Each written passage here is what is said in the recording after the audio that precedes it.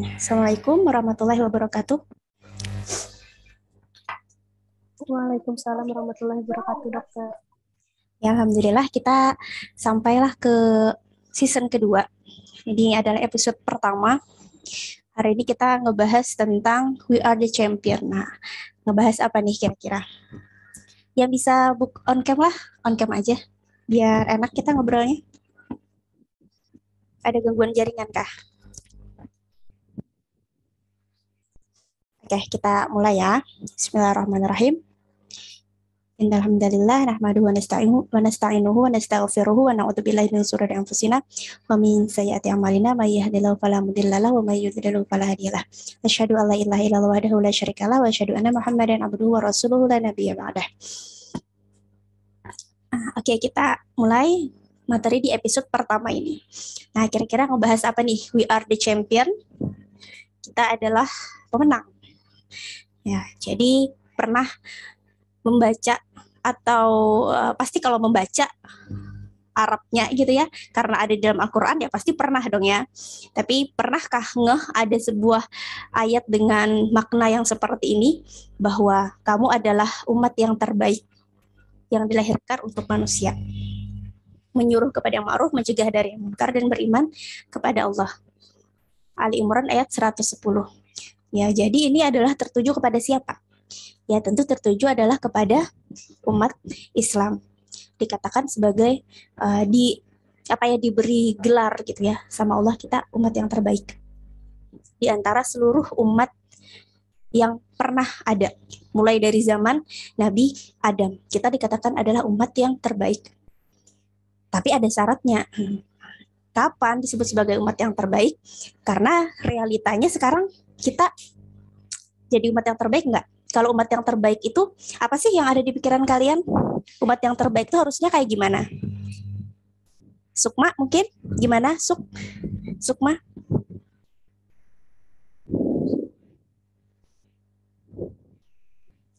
Gitu. Kalau di pikiran umat terbaik itu yang memang sudah apa ya, Dok? Sudah terpilih, Dok. Terus juga udah punya pedoman yang paling baik juga, Dok. Itu sih, Dok. Kalau bagi Saida, kalau dikatakan terbaik itu bagi Saida itu gimana sih? Kalau menurut Ulun umat terbaik tuh patokannya kayak sahabat-sahabat Rasulullah, dokter. Nah, kayak gimana tuh sahabatnya Rasulullah tuh kayak gimana sih? Yang imannya kuat, yang benar-benar pegang teguh pada Quran dan hadis gitu, dok, tidak menyimpang seperti itu, dokter. Nah, ya seperti ya benar ya keduanya, kata Sukma maupun Saida, ya benar gitu ya, bahwa itu dulu gitu kan, ketika kondisinya mengamalkan seluruh syariat Islam dengan baik ya, akidahnya juga kuat, dan apa, menyuruh wa ta'muruna bil ma'ruf wa tanhauna 'anil munkar wa tu'minuna billah. Nah, ini ketika amar ma'ruf nahi munkar dan beriman kepada Allah dan menjadi umat yang terbaik. Gimana sih umat yang terbaik? Ya umat terbaik ya umat yang jaya, yang menguasai dunia, yang memimpin dunia gitu ya. Itu kan yang terbaik ya.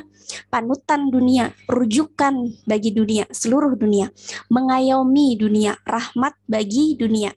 Itu umat terbaik. Jadi bukan sekedar individu yang berkualitas gitu ya, tapi umat itu artinya banyak, artinya sekumpulan. Umat terbaik artinya sekumpulan yang menjadi apa, panutan gitu ya bagi umat-umat yang lain, mengayomi gitu, menjadi champion gitu kan bagi umat-umat yang lain. Nah, gimana sekarang? Apa sih kondisinya sekarang? Kita benarkah kita adalah umat yang terbaik? Kalau dibilang umat yang terbaik, tapi kenapa sekarang umat Islam terpecah belah? Kenapa kemunduran di segala bidang? Kenapa terpuruk, tertindas, dibantai di mana-mana? Iya kan? Umat Islam sekarang ini terpecah menjadi 57 negara. Satu sama lain negara itu ya seakan tidak ada hubungan saudara. Ketika di mana misalnya di Uighur, suku ya bisa dibilang ya, Uighur dihabisi oleh Cina, Patani jadi santapan Thailand, Moro terbantai oleh Filipina, Singapura jadi tanah Cina dan Muslim minoritas. Kalau di Indonesia dulu, Ambon, Poso, Papua itu ladang pembantaian Muslim di Indonesia. Apa yang bisa dilakukan? Tidak punya kekuatan. Seperti apa? Buih di lautan. Pernah kan ya dengar hadisnya bahwa suatu saat kita itu seperti buih di lautan. Kata sahabat, apakah kita karena jumlahnya itu sedikit? Bukan karena jumlahnya sedikit, tapi buih di lautan itu apa? Banyak, tapi nggak ada kekuatan gitu ya, kayak buih. Apa sih manfaatnya buih gitu ya? Apa sih kekuatannya buih? Banyak, tapi nggak punya kekuatan. Terjajah. Bahkan satu sama lain bukannya saling mengasihi gitu ya, tapi malah ada yang saling berperang, kayak Yaman berperang lawan Arab Saudi. Ya kan? Irak juga telah dibumi hanguskan oleh Amerika, Palestina dicaplok oleh Israel dan dihapus dari peta negara dunia. Kalau lihat peta Palestina itulah mulai dari tahun 80-an tuh sampai sekarang itu berkurang mulai dari sepertiga asalnya diambil tanahnya oleh Yahudi, oleh Israel, berkurang lagi sampai sekarang tinggal berapa persen lagi tanah yang dimiliki oleh umat Islam di Palestina, tanahnya Palestina. Itu yang terjadi. Dan sampai level berapa nih tingkat keterjajahannya? Kalau sekarang dikatakan kita terjajah, nah maka ada gitu ya, ada level-level penjajahan. Nah, tingkat-tingkat penjajahan. Ini ya mungkin kalian nggak akan dapat ini di mana-mana gitu ya. Ya pembuatan level ini ya sekedar analisis lah, analisis atas situasi dunia saat ini. Jadi kalau mau kita levelkan tingkat penjajahan itu ada 4 level. Level yang pertama itu tingkat penjajahan yang tertinggi, dan tingkat ini yang seringkali tingkat ini aja yang dianggap sebagai penjajahan gitu. Level 2, 3, 4 sering tidak disadari dan tidak dianggap sebagai penjajahan. Ya karena level yang pertama ini, penjajahan politik ini terang-terangan mencaplok negara lain, mengganti penguasanya dan aturan-aturannya. Contohnya, ya saat kita dikuasai oleh Belanda, Jepang, itu penjajahan politik. Dan ketika berhasil nih negara yang terjajah tadi terbebas dari penjajahan politik, ya kan? Sekarang sering dianggap sebagai negara yang merdeka. Ya contohnya Indonesia. Tapi betulkah kita terbebas dari penjajahan level 2, 3, dan 4? Nah, kayak apa? Level 2 penjajahan hukum. Yaitu ketika aturan hukumnya berasal dari penjajah, meliputi segala aspek gitu ya. Ketika hukum-hukum yang diterapkan di negara itu diatur sama penjajah. Jadi dia nggak mencaplok, dia nggak bilang bahwa negara itu adalah bagian dari negaranya dia gitu ya. Dia nggak mendudukkan penguasanya dia di negara tersebut, tapi dia ngatur hukum yang diatur di dalam negara itu. Itu penjajahan hukum. Sering tidak disadari. Apalagi level 3 dan 4. Level 3 penjajahan ekonomi. Ketika sumber daya alam di suatu negara itu dikeruk, gitu ya, dibikin perusahaan swastanya atau perusahaan asingnya memiliki sumber daya alam di suatu negara itu. Itu terus juga negara-negara jajahan itu dijadikan objek pemasaran produknya. Kayak mobil aja nih, kita Indonesia punya nggak sih mobil produk sendiri? Berapa tahun sudah merdeka? Punya nggak? Punya nggak Yuldev kita mobil produk sendiri? Ada yang mau sebut SMK? Level 4 lagi. Penjajahan budaya. Ketika apa? Ketika gaya hidup dan budaya di suatu negeri itu ngikut budaya dari lain, bahkan tidak menyadari gitu ya, infiltrasi dari budaya lain itu masuk ke dalam negaranya. Biasanya melalui 3F, fun, food, dan fashion. Kita sekarang bisa ngelihat loh, banyak orang-orang yang gaya hidupnya ngikutin gaya hidup Jepang. Sering disebut apa sih, wibu ya, wibu wota atau segala macam lah. Apalagi ada juga yang suka banget sama Korea gitu ya, terpengaruh dengan budaya Korean Wave. Itu sekarang sudah lumrah. Belum lagi Hollywood, Bollywood. Yaitu semua apa? Semua gaya hidup dan budaya luar semua tuh. Nah, bahkan malah ketika kita nih berpakaian menutup aurat gitu ya, itu dikatakan apa? Ngikut budaya Arab. Ketika kita itu kan lucu ya, ketika kita berpakaian atas dasar ajaran agama kita, itu malah dikatakan budaya Arab. Tapi mereka diam ketika yang lain ngikut budaya Korea, Jepang, ya kan, Hollywood, Bollywood gitu ya. Itu tingkat penjajahan. Nah, lalu ada juga tingkat kemerdekaan. Kalau ada tingkat penjajahan, maka tentu ada tingkat kemerdekaan. Nah, kalau tingkat penjajahan politik itu penjajahan yang paling tinggi gitu ya. Artinya yang paling tinggi itu dalam artian yang paling parah penjajahannya, paling luas gitu penjajahannya. Nah, kalau tingkat kemerdekaan level 1 yang kemerdekaan politik itu tingkatan paling rendah yang bisa dicapai. Artinya apa tingkatan yang paling rendah bisa dicapai? Artinya kemerdekaannya cuma sedikit gitu. Merdekanya hanya dari segi politik gitu ya. Namanya kemerdekaan politik artinya merdekanya cuma dari segi politik.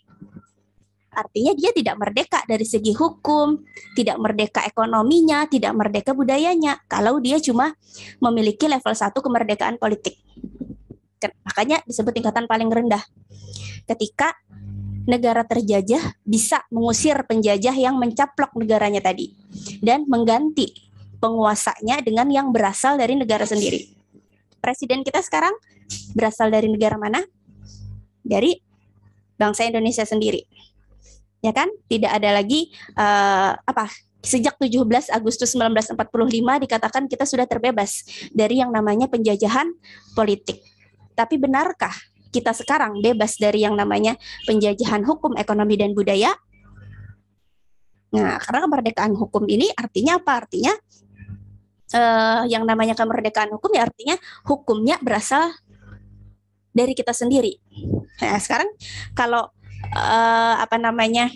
kita baca-baca ya undang-undang kita, bahkan undang-undang dasar kita, bahkan cara founding fathers dulu itu merumuskan undang-undang dasar gitu ya. Benarkah itu terbebas dari hukum-hukum yang berasal dari penjajah?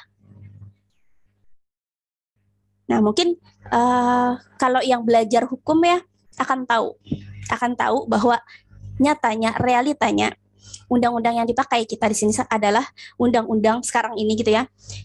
Kayak misalnya kenapa jadi hukuman misalnya penjara bagi orang yang mencuri sekian tahun, bagi pembunuhan sekian tahun gitu ya, dendanya segini-segini, terus cara apalagi ya, macam-macam ya kalau dalam hukum tuh.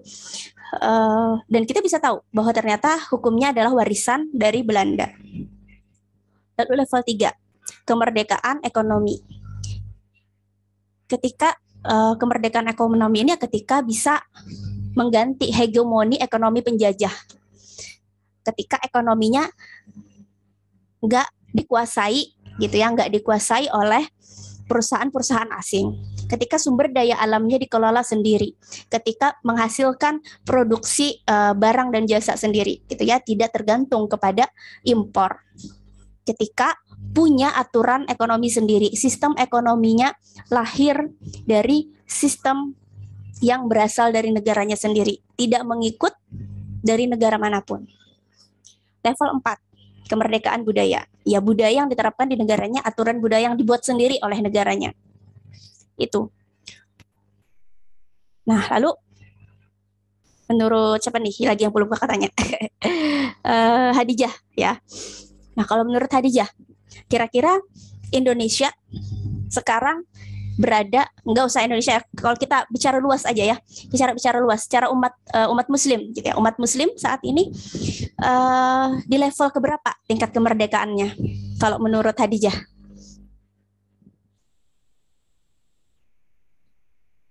Kalau melihat sekarang, sepertinya tingkat kemerdekaannya itu tergantung dari penglihatan dunia, Kak. Melihat dari misalkan seperti PBB, pihak PBB kan, kalaunya melihat hukumnya, hukumnya itu apa ya, membandingkan dengan negara-negara lain. Jadi apabila suatu negara maju, maka kebanyakan suatu negara itu ingin mengikuti hukum dari negara tersebut supaya ibaratnya ikutan maju gitulah, tidak membuat yang sesuai dengan keadaan negaranya sendiri gitu. Jadi kira-kira kita level mana nih? Kalau Indonesia aja nih gitu ya. Kalau Indonesia level keberapa kemerdekaannya? Kalau menurut Hadijah? Kalau menurut Ulun, apabila dalam tingkat muslimnya gitu, mungkin dari level 1 sampai 4 itu hampir ke level 1, sudah hampir tingkat paling rendah, Kak. Paling rendah, oke. Nah, ya gimana dengan umat Islam? Iya, seperti kata Hadijah ya, baru pada tingkatan 1 gitu ya, baru merdeka secara politik aja. Artinya ya kayak di Indonesia, ya siapa yang diinginkan oleh rakyat Indonesia untuk memimpin gitu kan? Ya orang Indonesia gitu ya, bukan dari orang luar. Tapi ketika bikin hukum tidak berasal dari negara kita sendiri gitu ya, produk hukumnya tidak merdeka, ekonominya apalagi, budayanya apalagi. Jadi baru tingkatan ke-1. Lalu maka harusnya gimana? Ya harusnya kita tidak hanya merasa cukup lah dengan kemerdekaan level 1 ini. Kenapa? Nah, nanti kita bahas. Kalau umat Islam sudah mencapai kemerdekaan level 4, apakah ini puncak tertinggi kemerdekaan yang bisa diraih kah? Sabrina? Apakah puncak kemerdekaan tertinggi itu adalah level 4? Ketika sudah merdeka secara politik, merdeka secara apalagi hukum, ekonomi, dan budaya, gitu. Apakah itu sudah merupakan puncak kemerdekaan level 4? Atau masih ada puncak kemerdekaan yang lain? Sepertinya kalau mendengar tadi sudah ya Kak, sudah semuanya. Sudah? Nah, jawabannya adalah masih belum. Masih ada puncak kemerdekaan yang level 5. Apa tuh level 5? Ketika manusia itu merdeka dari penghambaan kepada sesama manusia. Apa tuh maksudnya? Ketika kita nggak mengatur seluruh aspek kehidupan tadi dengan peraturan-peraturan yang dibuat oleh manusia sendiri. Tapi apa? Tapi kemerdekaan manusia ketika dia menghamba hanya kepada Allah, ketika seluruh aspek kehidupan kita tadi diatur oleh Sang Pencipta kita, gitu. Itu puncak kemerdekaan. Kalau Quran surah Toha lah ayat 123, turunlah kamu berdua dari surga sama-sama. Nah, di sini yang di-highlight-nya adalah nih, famanittaba'a hudaya fala yadillu wa la yashqa. Barang siapa yang mengikuti petunjukku, ia tidak akan sesat dan tidak akan celaka. Ya, kenapa kayak gitu? Ya karena kan Allah yang paling mengetahui yang beliau ciptakan gitu ya, yang Allah ciptakan. Manusia, alam semesta, kehidupan, semuanya kan ciptaan Allah. Lalu siapa yang berhak mengatur, siapa yang berhak untuk membuat peraturannya. Ya tentu Allah gitu kan. Dan kalau kita mengikuti aturan Allah ya pasti kita nggak akan tersesat dan kita nggak akan celaka. Keadaan sekarang saat ini yang kita sebut tadi di awal ya, kehancuran, apalagi kezoliman di seluruh dunia itu kita terpecah belah, nggak bisa saling tolong menolong, kemiskinan merajalela gitu ya, tidak terjaganya harta, tidak terjaganya jiwa, tidak terjaganya keturunan, tidak terjaganya agama gitu kan. Itu karena apa? Ya karena tidak mengikuti petunjuk tadi, tidak mengikuti petunjuk Allah gitu ya. Al-Maidah lagi ayat 48. Anzalna ilaikal kitaba bil haqq, dan kami telah menurunkan kepadamu Al-Qur'an dengan membawa kebenaran. Kalau di tafsir Zubdatut Tafsir min Fathil Qadir Syekh Muhammad Sulaiman Al-Ashqar itu beliau memaknai gitu ya. Kitab di sini ya maksudnya adalah Al-Qur'an gitu ya. Nah, ilaikal kitab, ya, kitab ini ya artinya adalah Al-Qur'an. Nah, maka di sini di Indonesia pun ditulisnya Al-Qur'an. Nah, Arabnya Alkitab. Dengan membawa kebenaran, membenarkan apa yang sebelumnya. Dan batu ujian terhadap kitab-kitab yang lain itu. Artinya apa tuh? Batu ujian. Ya, artinya apa? Al-Qur'an itu sebagai saksi atas kebenaran kitab-kitab sebelumnya. Pengikrar atas apa yang belum dinasahkan. Dinasah itu dihapus lah. Setelah ada Al-Quran, kitab-kitab Taurat, Zabur, Injil itu dinasah, dihapus. Gitu ya, penasah. Jadi yang menghapuskan syariat terdahulu, kitab-kitab sebelumnya itu adalah ya Al-Quran gitu ya. Dan penjaga asas-asas syariat di dalamnya. Rujukan dalam masalah hukum yang masih berlaku atau tidak gitu ya. Dan penjelas tentunya atas segala yang udah banyak diubah nih sama pendeta-pendeta Yahudi dan Nasrani. Nah, fahkum bainahum bima anzalallah, maka putuskanlah perkara mereka menurut apa yang Allah turunkan.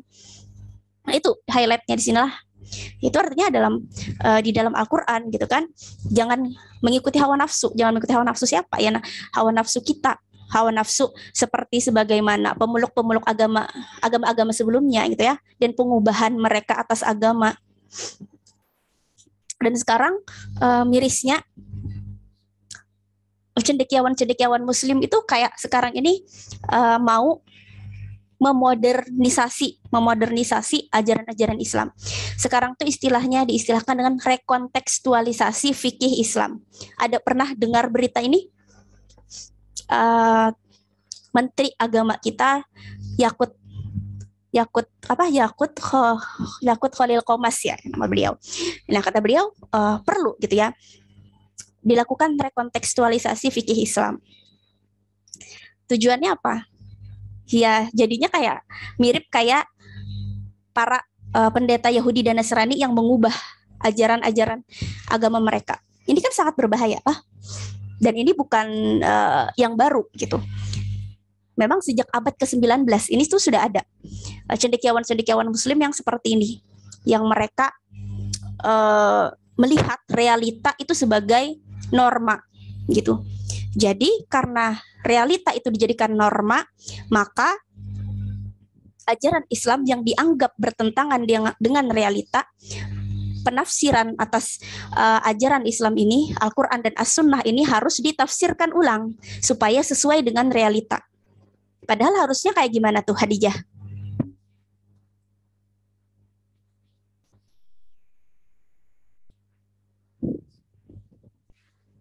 Harusnya gimana tuh? Apakah harusnya nas syara menyesuaikan dengan realita, ataukah realita yang menyesuaikan dengan nas syara? Yang ideal itu yang seperti apa harusnya?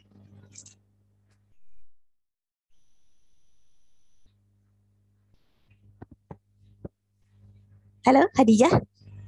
Belum pian buka ininya, mic-nya.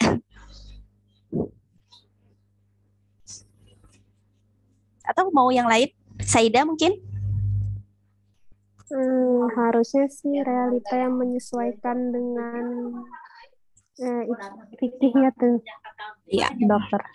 Ya, yang menyesuaikan dengan fikih Islam gitu ya, dengan syariat Islam. Itu ya, karena apalagi syariat-syariat Islam yang sudah baku lah. Karena bagi mereka itu tadi Islam itu bisa ditafsirkan ulang, bisa disesuaikan dengan kondisi zaman seperti itu. Padahal apa gitu ya? Padahal ya harusnya kan kondisi zaman yang menyesuaikan dengan ajaran Islam ya, karena tadi kita yakin bahwa ajaran Islam itu tidak lekang oleh waktu gitu kan, universal, cocok di mana saja gitu kan. Jadi ya kalau sudah hal-hal yang baku itu nggak bisa gitu. Contohnya hal-hal baku kayak misalnya ya keharaman khamar, keharaman babi, apalagi tentang penerapan syariat Islam dalam negara gitu ya, atau yang sering kita sebut daulah Islam atau khilafah, itu kan hal-hal yang sudah baku ya.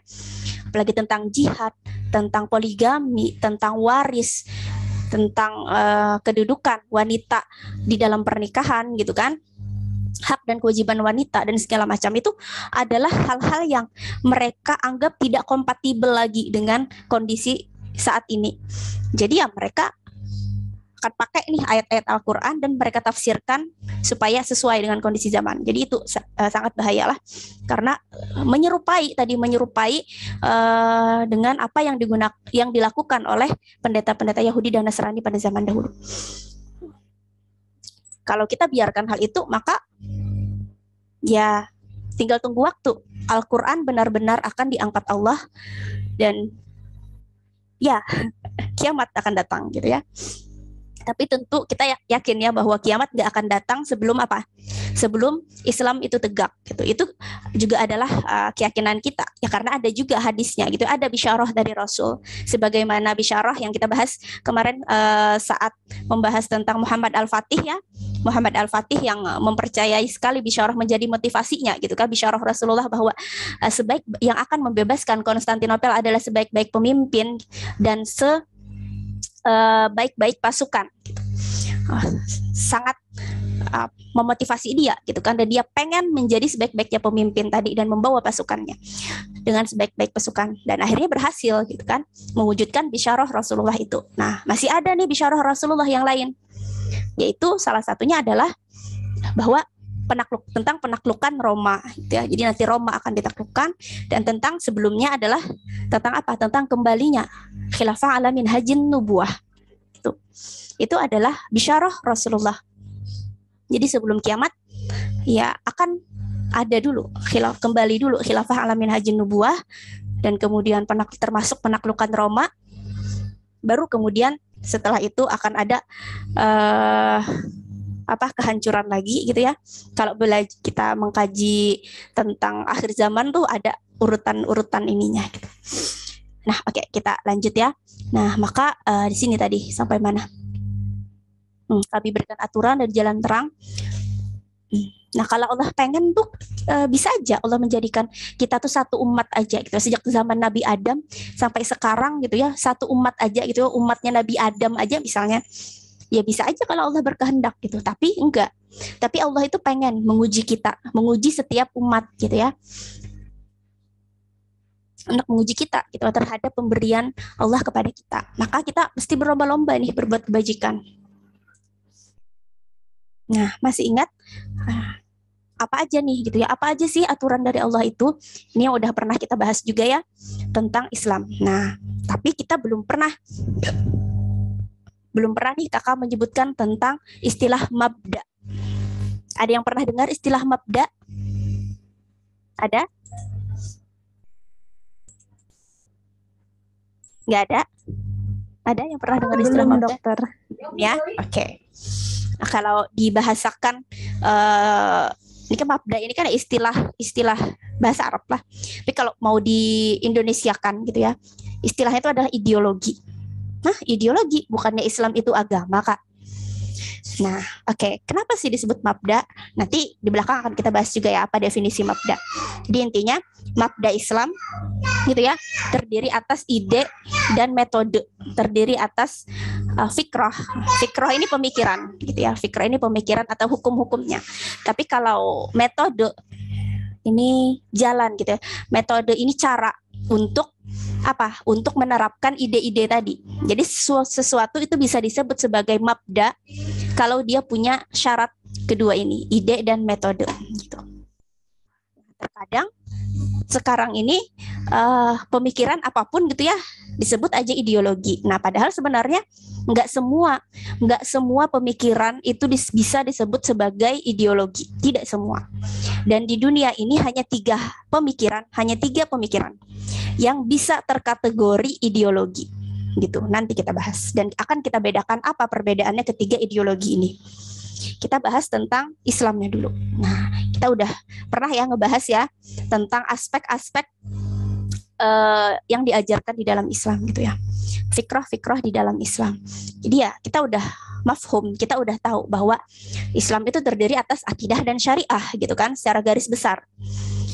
Tapi kalau kita dulu di sekolah kita cuma diajarkannya ada rukun iman dan rukun Islam. Padahal tidak sesimpel itu. Rukun Islam itu hanya salah satu bagian dari hukum ibadah aja gitu ya. Rukun Islam tuh syahadat, sholat, puasa, zakat, haji gitu ya. Itu bagian dari ibadah mahdoh aja. Jadi berapa persennya tuh dari seluruh syariah? Kalau kita nih menjalankan rukun Islam, ya kita menjalankan gitu ya rukun Islam, tapi belum bisa disebut sempurna kafah. Apa sayang? Nah, sini. Panggil Abi. Shh, panggil Abi. Nah. Kena kaki Dede ya, kena kaki Dede, hati-hati. Nggak apa-apa. Kuat. Sana. Hati-hati, tahan tuh.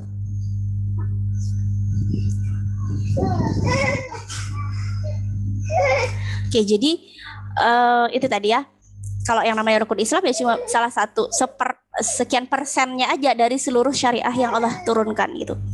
Ada syariah yang membahas tentang sistem pemerintahan, politik, ekonomi, sosial, pendidikan, ya, akhlak gitu kan. Itu semuanya adalah bagian dari syariah gitu ya. Kalau dulu kita ngebahas ada kalau hubungannya gitu ya, kaitannya dengan interaksi. Kalau kaitannya dengan interaksi, ya ada hablum minallah, ada hablum minannas, ada hablum minan nafs gitu ya. Itu bagian dari ini juga gitu kan.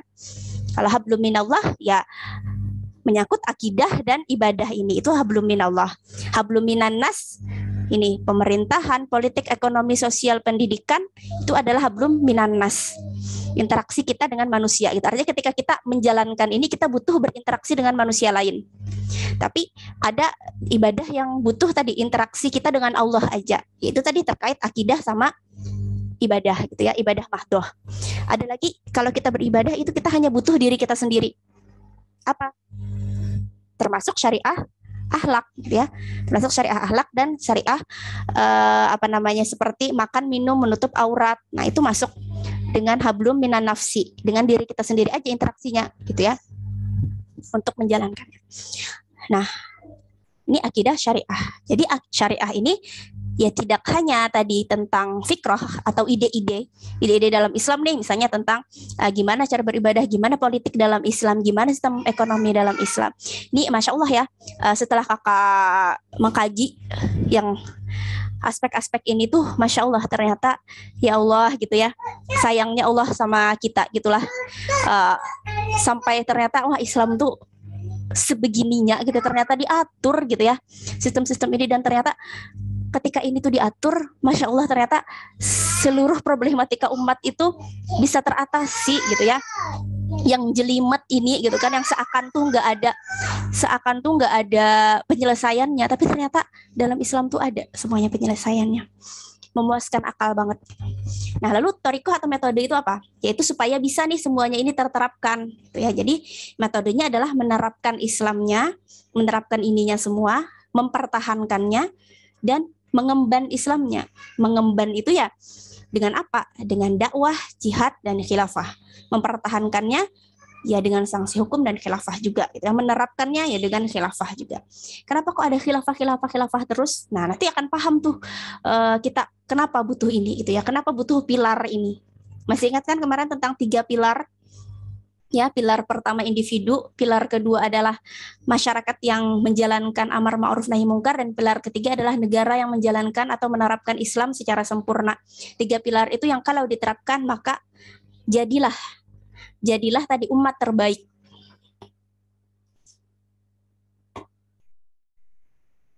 Nah, sekarang gimana nih? Gimana wajah umat Islam saat ini?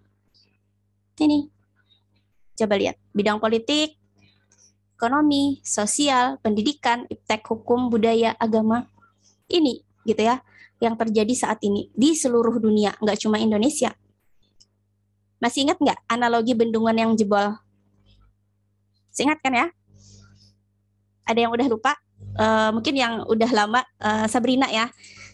Udah lama kajian terakhirnya tentang bendungan yang jebol ini. Masih ingat nggak Sabrina? Lupa?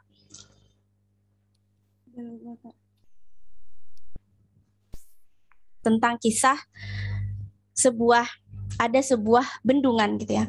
Ada sebuah desa dulu ya, ada sebuah desa yang di sana itu ada punya sumber air, tapi dia nggak punya bendungan, gitu kan. Lalu kemudian ada seorang penyeru yang menyeru untuk bikin bendungan. Awalnya dikatakan gila, nggak masuk akal dan segala macam. Tapi kemudian lama-lama sang penyeru ini tuh berhasil mempengaruhi warga desa untuk membangun bendungan. Akhirnya setelah dibangun bendungan terasakan banget tuh manfaatnya, mulai dari dijadikan pembangkit listrik, terus dijadikan apalagi mencegah banjir gitu ya, sebagai pengairan sawah, terus juga jadi perikanan dan segala macam. Seluruh warga desa merasakannya. Tapi ada warga sebelah, jadi ada desa sebelah yang sebelahnya yang iri dengki. Kemudian mempengaruhi, menghasut warga untuk menghancurkan bendungan ini. Lalu dihancurkanlah bendungan ini. Akhirnya jebol bendungannya, airnya melimpah ruah. Nah, maka di sini apa yang dilakukan oleh warga? Sebagian dari mereka yang mereka lakukan adalah mengelap lantainya yang basah gitu ya. Menutup lubang-lubang yang kemasukan air, jendela, pintu, apalagi itu plafon, menggayungi air yang masuk ke dalam rumah. Itu yang dilakukan oleh masyarakat. Efektifkah itu? Tentu itu adalah solusi yang sia-sia. Kenapa? Karena hanya fokus kepada problem sebab. Problem sebab itu adalah jebolnya bendungan. Tapi problem akibat adalah hanya fokus kepada problem akibat gitu ya. Maaf, salah tadi. Kenapa dibilang solusi sia-sia? Karena mereka hanya fokus kepada problem akibat, nggak fokus ke mengatasi problem sebabnya. Kalau cuma tadi menutup pintu, kuras air gitu ya, lama-lama ya tenggelam, gitu kan? Tenggelam tuh desa, habis semuanya. Karena hanya fokus ke menggenangnya air di rumah-rumah penduduk aja. Tapi nggak nengok ke problem sebabnya, yaitu jebolnya bendungan tadi loh yang jadi masalah. Jadi sampai terjadi banjir besar itu, gitu. Nah, maka solusi akar masalahnya apa? Ya menyuruh penduduk, gitu kan, untuk memperbaiki bendungan. Nah, arti bendungan yang jebol ini adalah apa? Ini adalah analogi yang terjadi pada umat Islam saat ini, gitu. Saat ini yang terjadi, gitu ya, bendungan jebol ini analogi atas runtuhnya khilafah Islamiyah, gitu. Ketika apa? Ketika digantikan dengan berlakunya sistem yang rusak bagi umat Islam, yaitu ideologi kapitalisme dan atau sosialisme. Oke. Nah, apa sih ideologi tadi? Ya, jadi Islam, jadi ya tadi kita bahas bukan hanya agama ritual, melainkan sebuah ideologi. Jadi kita jangan mau tuh disama-samakan Islam itu dengan agama lain. Karena Islam bukan sekedar agama. Terkadang orang yang nggak paham Islam gitu ya, bahkan dari kalangan umat Islam sendiri, melihat Islam itu sebagai sekedar agama gitu ya. Agama itu apa gitu ya? Ya kayak sekedar hubungan kita dengan Tuhan gitu kan. Agama itu kan privacy gitu ya. Agama itu kan ya mengatur hubungan kamu dengan Tuhanmu aja gitu. Nggak usah ikut-ikutan lah, nggak usah ikut campur dengan urusan orang dengan Tuhannya gitu kan ya. Kita sering dengar seperti itu. Nah, itu berbahaya karena Islam adalah sebuah ideologi tadi yang mabda. Mabda ini apa gitu ya? Mabda ini ya akidah akliyah akidah akliyah yang darinya terpancar sistem kehidupan. Jadi kan tadi syaratnya adalah dia punya fikrah dan dia punya thariqah, dia punya ide-ide, ya dia punya akidahnya, akidah akliyahnya. Kemudian terpancar dia punya sistem kehidupan gitu. Contohnya yang sering disebut sebagai ideologi adalah Pancasila. Pancasila ideologi apa enggak? Sebenarnya memenuhi definisi ini enggak Pancasila? Ada yang bisa jawab? Nah, ternyata di dunia ini selain Islam itu ada dua pemikiran lain yang layak disebut sebagai mabda. Ini apa tadi? Memenuhi definisi ini. Jadi yang namanya mabda ini dia pemikiran yang sangat mendasar gitu.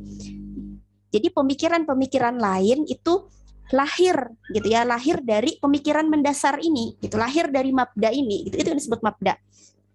Tapi kalau dia adalah pemikiran cabang, nggak bisa disebut mabda, nggak bisa disebut ideologi gitu.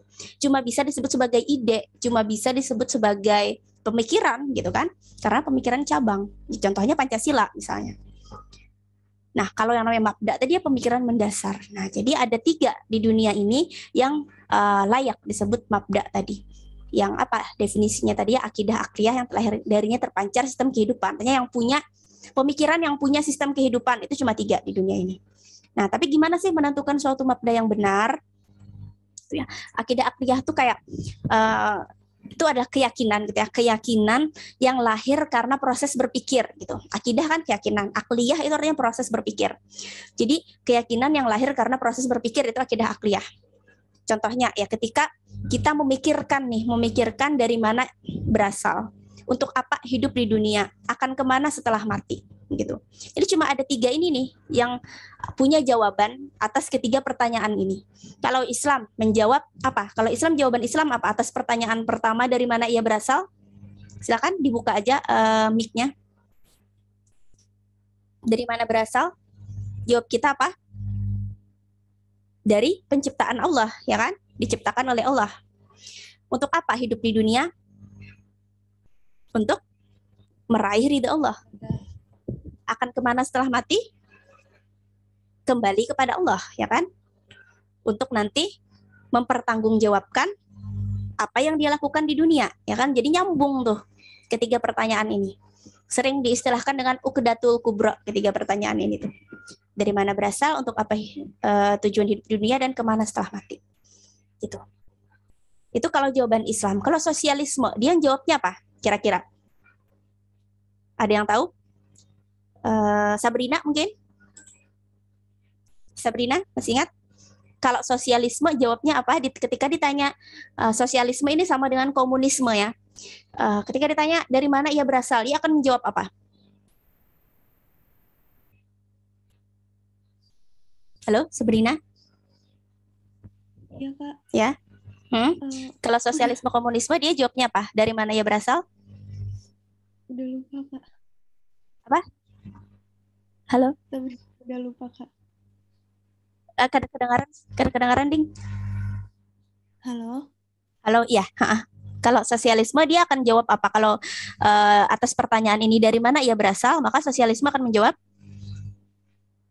Apa ya, Kak? Kemarin Sabrina udah lupa, Kak, maaf. Mas Em? Udah lupa, Kak, maaf. Oh, lupa. Iya. Kalau kapitalisme, ingat? Lupa juga? Oke. Kakak ulang kembali ya. Kalau sosialisme ketika ditanya dari mana ia berasal, maka dia akan jawab apa? Ya dari materi gitu, hanya sekedar jawaban-jawaban sains yang nggak ada hubungannya ke Tuhan gitu.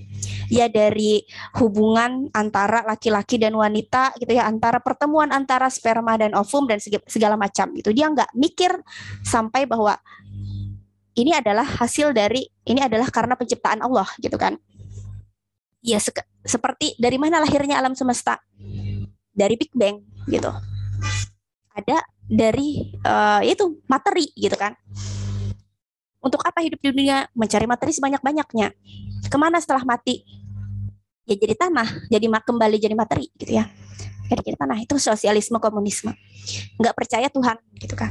Kalau kapitalisme, kapitalisme masih percaya Tuhan, tapi tujuan hidupnya dia ya untuk apa? Senang-senang di dunia, melakukan apa yang dia mau di dunia. Itu kapitalisme.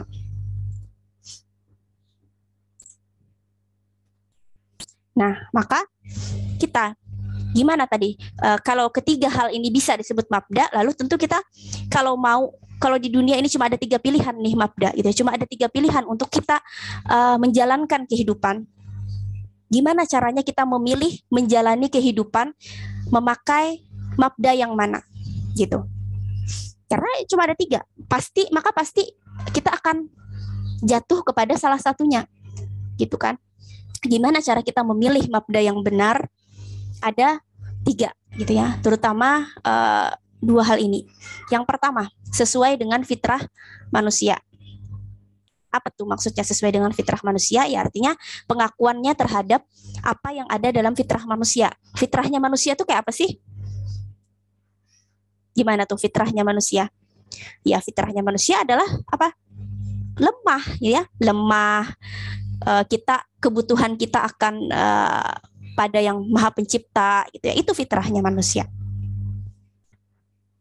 Nah, maka kita menyadari gitu ya, fitrahnya manusia menyadari bahwa kita butuh yang Maha Pengatur segalanya. Maka dengan kata lain akidah akliyahnya gitu ya, kaidah berpikirnya itu sesuai dengan naluri beragama. Kalau jadi suatu mabda itu benar kalau dia sesuai dengan fitrah manusia, kalau dia sesuai dengan naluri beragama, gitu, bahwa kita butuh terhadap Sang Pencipta kita, itu ya, bukan melepaskan diri dari Pencipta kita dan merasa kita layak gitu kan untuk mengatur sendiri kehidupan ini. Terus yang kedua adalah dibangun berlandaskan akal. Ya, artinya harus masuk akal gitu kan, harus tidak berlandaskan materi dan tidak mengambil sikap jalan tengah. Nah, apa sih maksudnya sikap jalan tengah? Nah, ini contohnya adalah kapitalisme. Jadi kalau kapitalisme itu kita cerita sedikit ya, asal mula munculnya kapitalisme gitu ya. Jadi kapitalisme ini ideologinya dibangun melalui jalan tengah. Artinya apa? Tidak berlandaskan akal. Jalan tengah itu kayak apa sih? Kayak ya ambil jalan tengah gitu ya. Antara apa? Jalan tengah antara apa? Antara kompromi antara tokoh gereja dengan para ilmuwan, para filosof. Jadi di zaman abad pertengahan itu, ketika ilmuwan itu orang-orang yang berilmu gitu ya, tapi para ilmuwan itu udah banyak, tokoh-tokoh filsafat itu udah mulai bangkit. Nah, mereka ini paham gitu ya bahwa gereja ini bekerja sama gitu ya dengan raja-raja mereka atau dengan pemimpin mereka di negara-negara tersebut, negara-negara Eropa, bahwa melakukan peraturan-peraturan, membuat peraturan-peraturan itu sesuai dengan kehendak mereka aja gitu. Artinya tidak mementingkan rakyat, tapi mementingkan kalangan gereja dan raja gitu. Bersekongkol intinya lah gereja sama rajanya atas nama, tapi mereka atas nama ini gitu, atas nama Allah, atas nama Tuhan gitu, atas nama Tuhan mereka. Ini loh aturan dari Tuhan gitu ya. Padahal apa? Padahal itu adalah aturan dari pendetanya gitu. Nah, jadi kemudian kalangan filsuf ini harus nih nggak boleh ikut campur, agama itu nggak boleh ikut campur sama ini gitu ya, sama peraturan pemerintahan politik gitu kan, nggak boleh agama itu masuk ke politik gitu akhirnya. Ya karena memang sebenarnya agama mereka itu sama sekali nggak ngatur politik gitu. Agama mereka memang agama ritual, dan ketika agama ritual masuk ke kancah politik, artinya apa tuh yang diterapkan? Ya bukan aturan dari Tuhan, ya aturan dari pendeta aja. Beda sama Islam gitu ya. Kalau Islam, kenapa ada Islam mengatur politik? Ya karena memang di dalam Islam itu diatur sistem politiknya ada gitu. Memang ada aturannya dari Tuhan. Jadi ketika umat Islam tuh pengen menjalankan sistem politik Islam, itu bukan karena keinginan manusianya, tapi ya karena itu adalah diatur di dalam Islam. Karena kita tadi apa? Bukan sekedar agama, tapi kita adalah juga ideologi gitu. Nah, maka itu kan nggak masuk akal lah. Akhirnya ditetapkanlah jalan damai gitu untuk mendamaikan konflik tadi antara pihak gereja dengan kaum intelektual. Maka jelas gitu ya, dalam berbagai perkara itu mereka mengkompromikan antara yang hak dengan yang batil, gitu, antara Islam dengan kafir. Itu nggak masuk akal gitu. Itu tidak berlandaskan akal. Artinya kan kompromi lah. Kompromi itu artinya apa? Ya asal damai lah istilahnya kan. Asal damai gitu, asal nggak ada konflik gitu. Maka tadi kapitalisme ini dia membangun konsep pemisahan agama dengan kehidupan. Itu bukan karena pertimbangan rasional, melainkan karena usaha untuk mendamaikan konflik yang ada. Nah, lalu patutkah kapitalisme yang dibangun melalui sikap jalan tengah tadi, melalui sikap kompromi tadi, itu diambil sebagai mabda? Kita ambil sebagai mabda, layakkah? Yang tidak dibangun berlandaskan akal rasional tadi itu kita ambil sebagai mabda, apakah layak? Lalu yang ketiga, mabda itu akan menenteramkan hati gitu.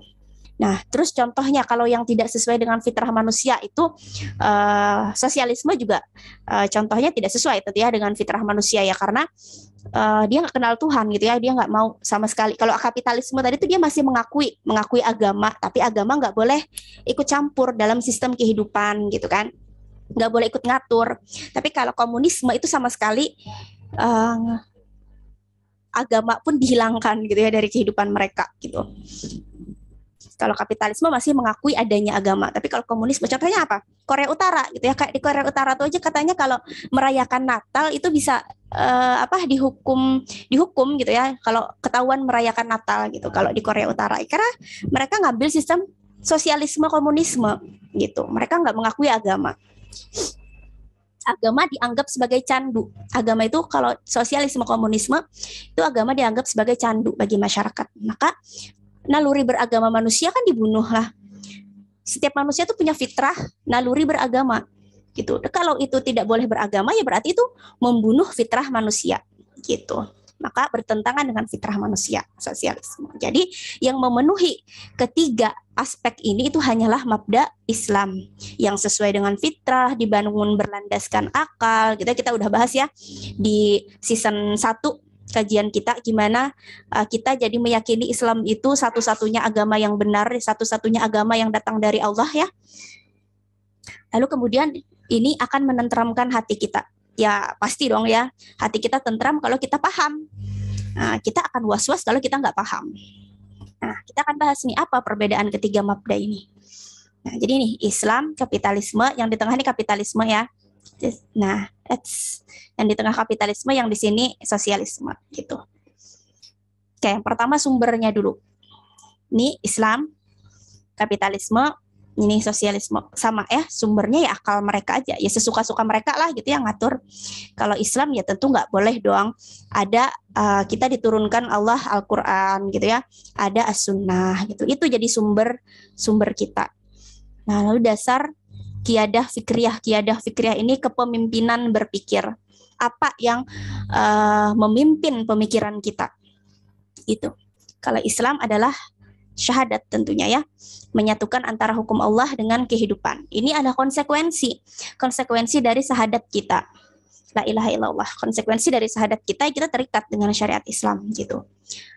Kalau kapitalisme, nah dasarnya adalah sekularisme. Sekularisme ini ya dia pisahkan agama dari kehidupan. Maka mungkin nggak orang beragama Islam tapi ideologinya kapitalisme? Mungkin nggak? Mungkin nggak, Saida?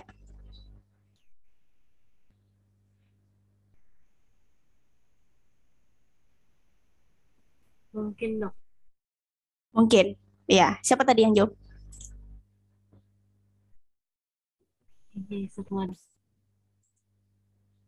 Kenapa kereda yang buka? Siapa tadi yang jawab siapa? Sukma. Oh ya, Sukma. Oke, jadi mungkin. Iya, mungkin gitu ya. Mungkin dia ngaku tadi dia bersyahadat, dia sholat, tapi dalam kehidupan sehari-harinya dia pisahkan agama dari kehidupan. Sering kan harus seimbang nih antara dunia dan akhirat. Sering nggak kita dengar itu? Jangan kalau bahas agama aja gitu ya. Kalau bahas masalah kehidupannya masalah kehidupan aja, jangan dicampur-campur. Itu memisahkan. Di masjid jangan bahas tentang duit dong, gitu ya. Di masjid jangan jangan melakukan hal lain selain ibadah dong. Padahal apa? Padahal kalau dalam Islam, kalau kita mengambil Islam tidak hanya sebagai agama gitu ya, tidak hanya sebagai agama ritual, nggak cuma ngambil Islam tuh rukun iman, rukun Islamnya aja, tapi juga apa? Seluruh sistem tadi, seluruh sistem ideologi Islam. Kalau kita ngambil itu, maka seluruh kehidupan kita adalah ibadah gitu. Setiap detiknya bagi kita adalah ibadah. Setiap apa yang kita lakukan tujuannya adalah untuk beribadah gitu. Maka nggak ada tuh cerita nggak ada cerita ibaratnya tuh kayak seolah saatnya ibadah, saatnya senang-senang, saatnya ibaratnya saatnya maksiat gitu ya, nggak ada gitu ya. Karena setiap detik bagi kita itu harusnya adalah ibadah gitu ya. Karena ibadah itu nggak cuma ibadah mahdoh kan, tadi paham ya? Ibadah itu nggak cuma ibadah mahdoh. Nah lalu tujuan tertinggi yang ditetapkan oleh Allah.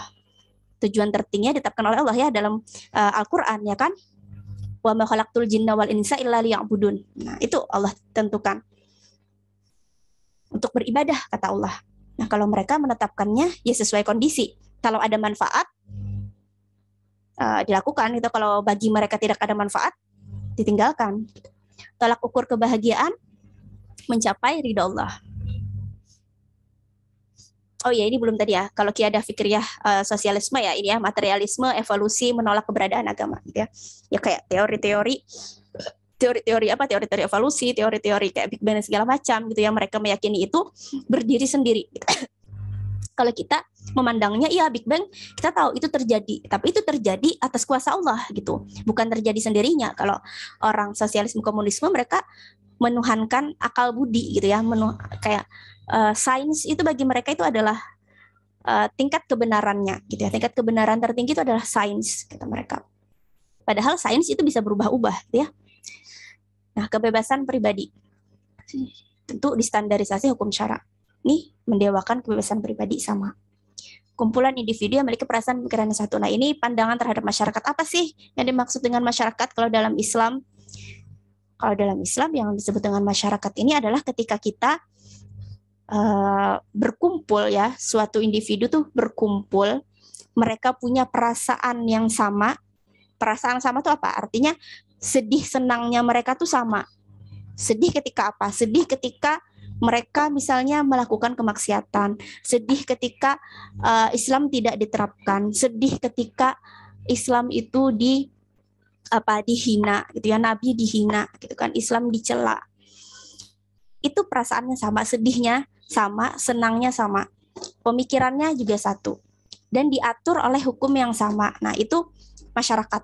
Nah, tapi kalau kapitalisme memandang masyarakat itu hanya sebagai kumpulan dari individu-individu aja, gitu kan. Jadi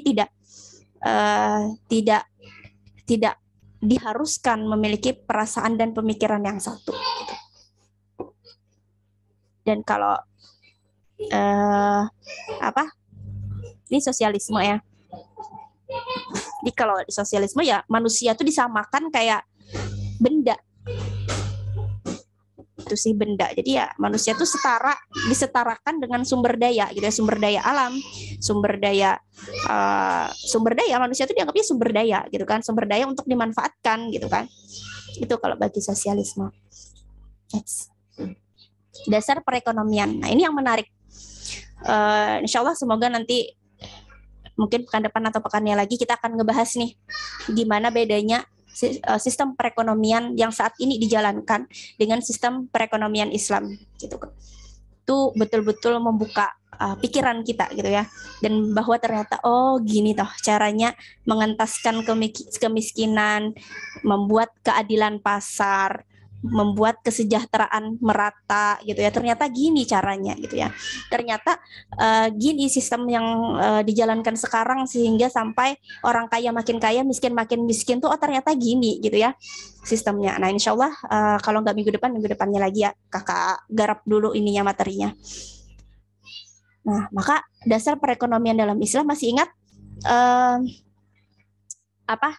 sistem khusus gitu ya, khusus yang diatur dalam Islam, konsep apa?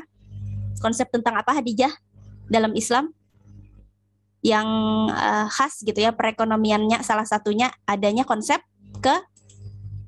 kepemilikan ya. Kalau dalam Islam ada yang namanya konsep kepemilikan. Nah, ini tuh yang membedakan dengan kapitalisme dan juga sosialisme. Nah, kalau dalam Islam nanti insya Allah ya kita bahas tentang konsep kepemilikan itu. Dalam Islam ini setiap orang bebas menjalankan perekonomian dengan membatasi sebab dan jenis kepemilikan. Jadi yang dibatasi itu bukan produksi, bukan distribusi. Yang dibatasi itu adalah sebab dan jenis kepemilikannya gitu. Sebab kepemilikan itu apa? Itu apakah dia memperoleh kepemilikan itu dengan jalan yang halal atau haram? Jenis kepemilikan itu apa? Ya tadi kepemilikannya ini individu kah, umum kah, negara.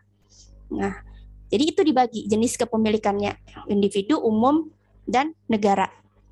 Di ekonomi kapitalisme yang dijalankan sekarang di negara kita itu nggak ada tuh.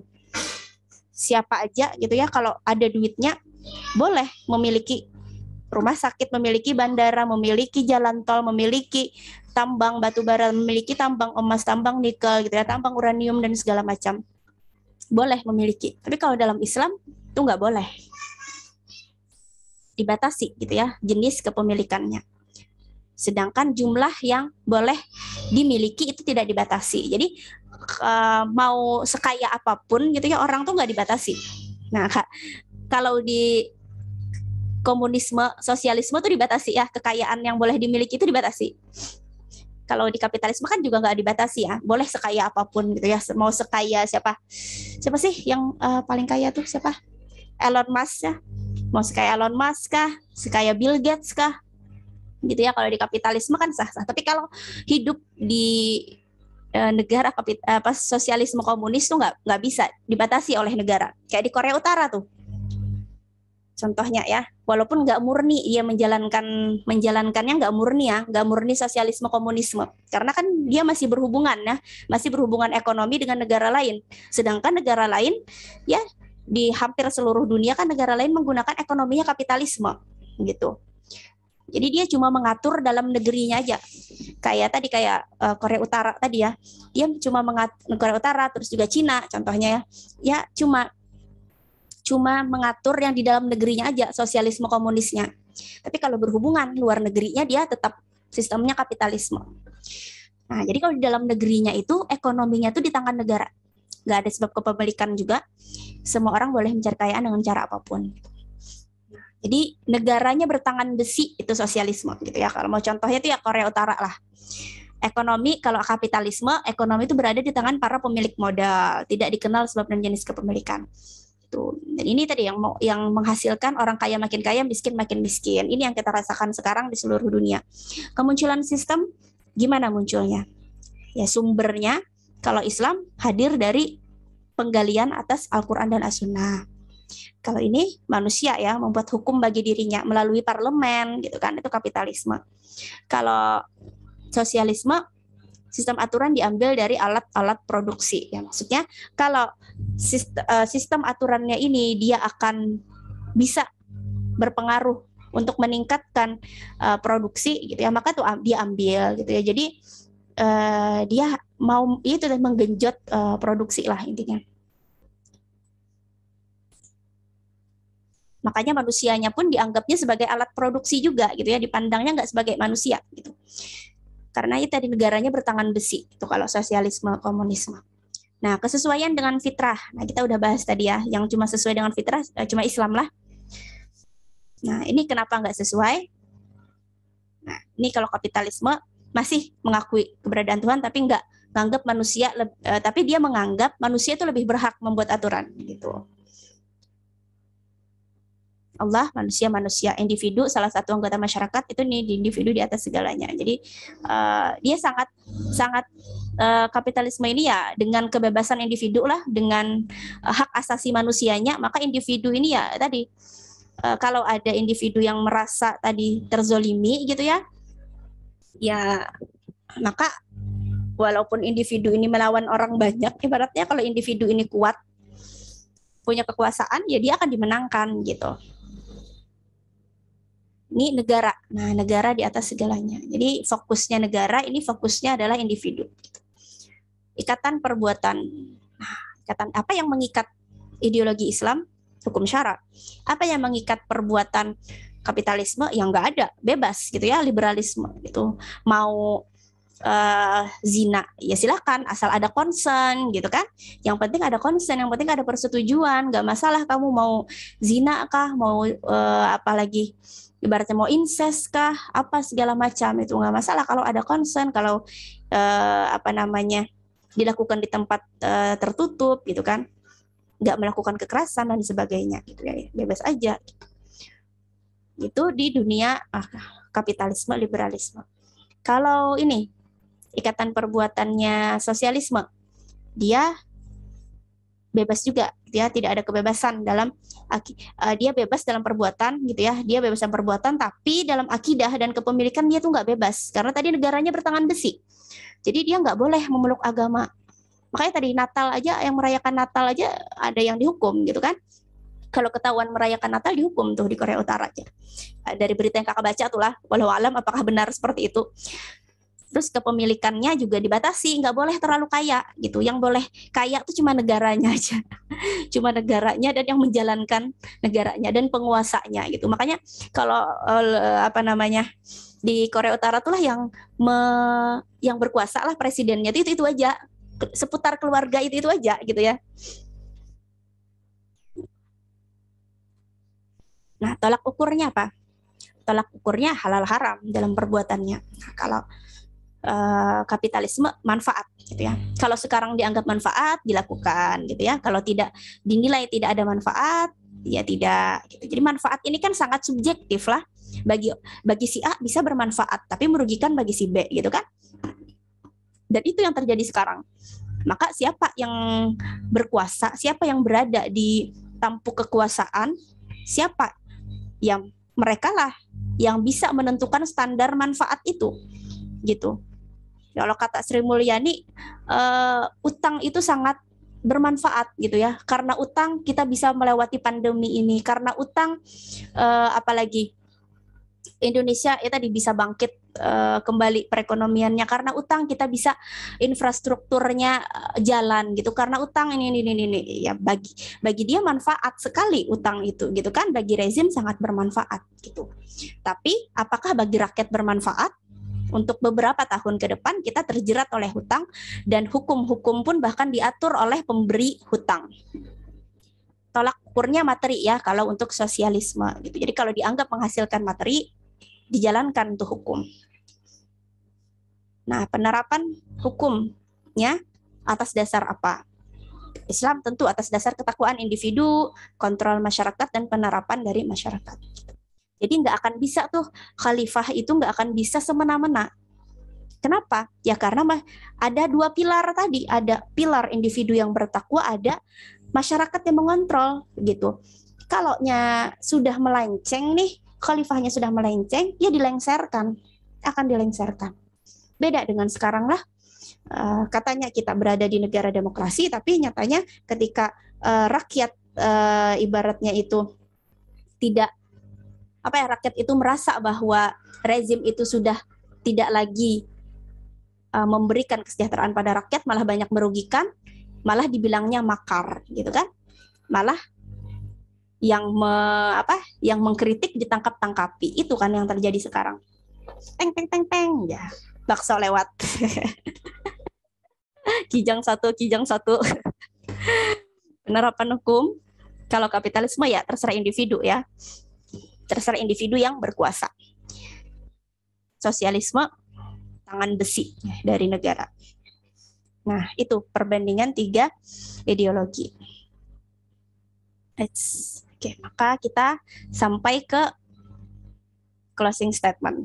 Pembahasan terakhir adalah bahwa maka tadi mabda atau ideologi ini adalah pemikiran yang mendasar lah, pemikiran mendasar tadi. Jadi dia tidak dibangun atas pemikiran lain. Yang pemikiran mendasar kan pondasi, itu ideologi. Jadi pemikiran tadi, baik Islam, sosialisme ataupun kapitalisme itu adalah suatu pemikiran mendasar.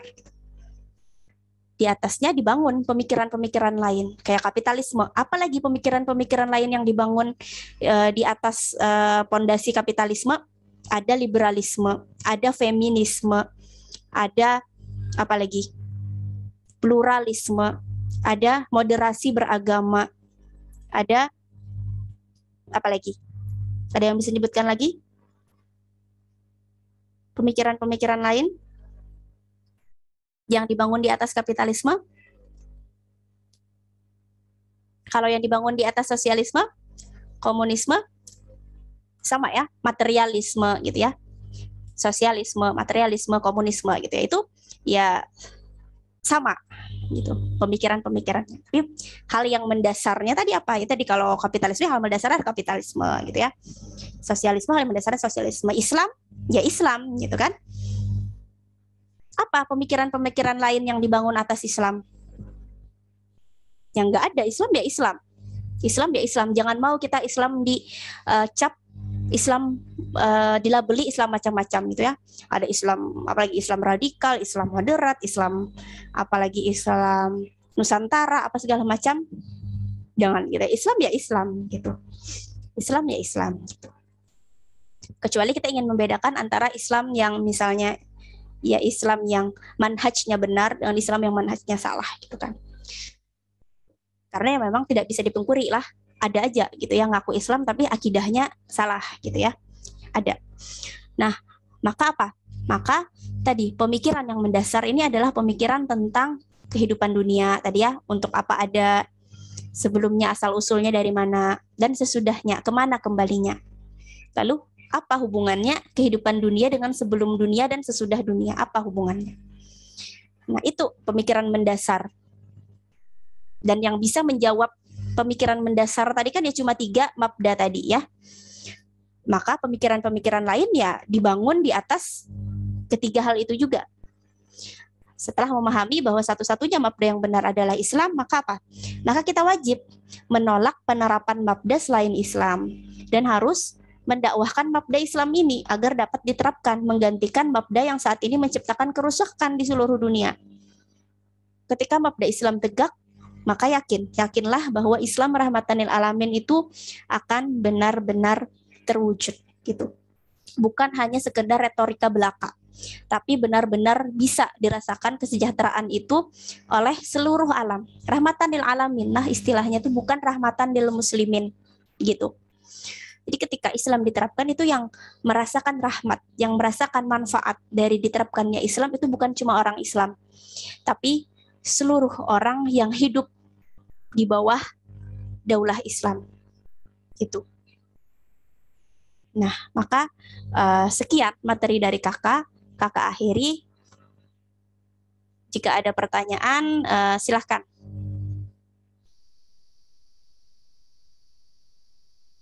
Stop dulu.